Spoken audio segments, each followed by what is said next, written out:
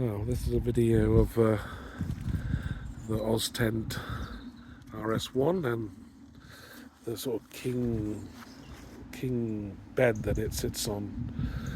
This is in the UK rather than Australia, and I just wanted to see how it fares in this slightly different environment to what it's used to. As you can see, we've had about 2 inches of rain last night, and everything is soaked.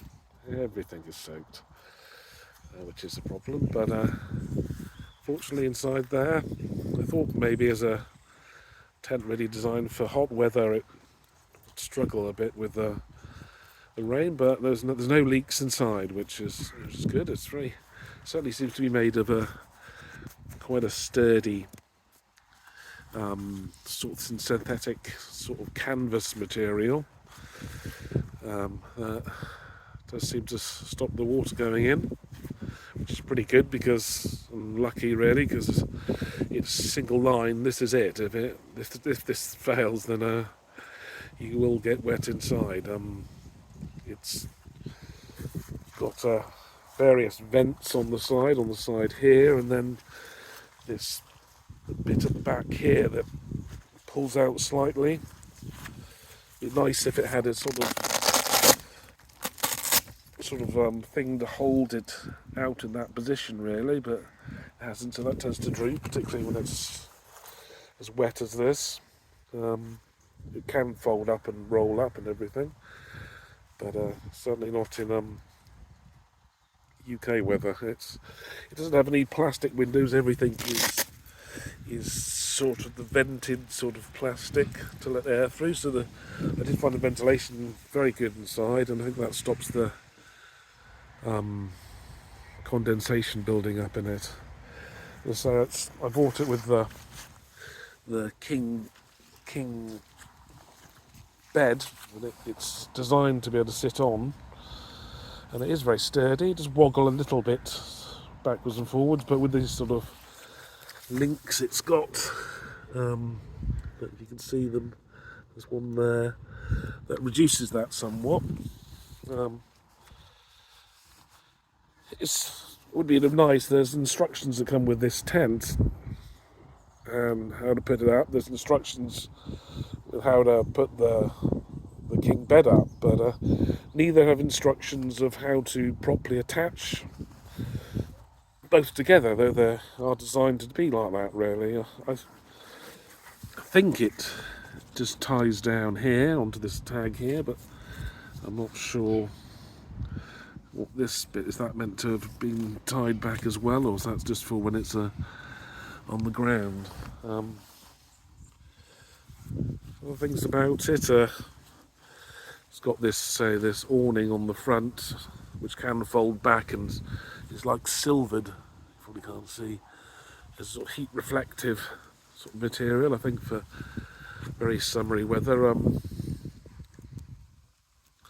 It works quite well. It would have been nice really if that was sort of bigger really. It only comes out, I don't know, sort of 1.5 meters. It would be nice if that was sort of quite a bit, sort of not double the size it is, or at least have had an awning sort of rail here, so you can connect to another sort of extension to it really, or a zip if they made something like that, so you could zip something else onto it. It's a little bit too short maybe to be usable, and it doesn't really help with the rain going diagonally into everything. It comes with these poles here. They're extendable. You can buy as optional ones that extend a little bit higher, but it would be nice if those came with it maybe, because these make, when they're full height, it's sort of pretty well flat. It would be nice if they came a bit higher, so you could gradually go underneath the awning. I didn't have any problems with the seals or vents. The vents are at the top here that can be closed, but I believe it's recommended they're left open all the time because of condensation, and air and things. Inside, there's this sort of fold-up mechanism here, which, if that comes down, that stops the tent. That sort of fold the tent back up. It's got this sort of safety Velcro thing to stop this going further down, so it doesn't fold on you. But maybe if that was higher up, or there was some sort of clip on that, that would have been a bit more tidy looking.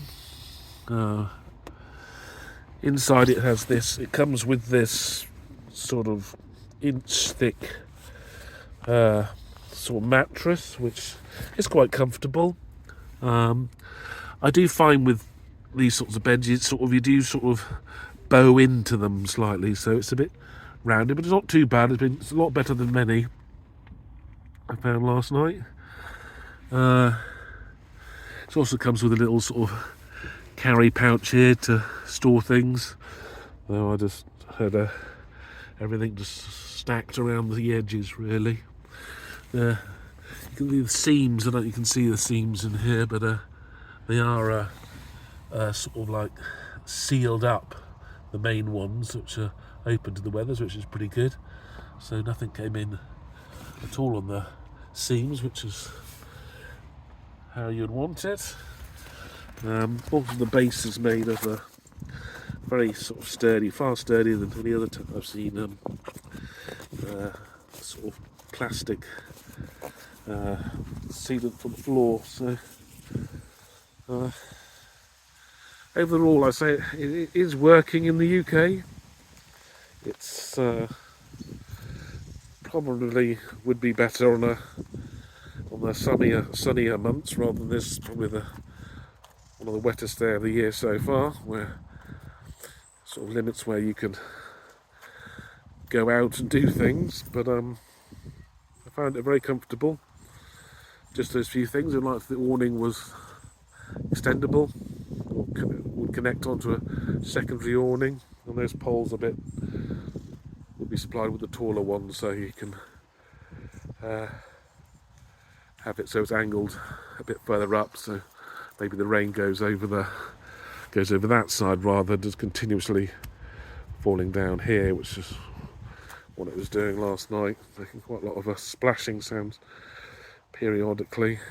The other issues, I suppose, with this tent is its price. I think it's more than double the price it is in Australia once all the Brexit duties or whatever are applied to it.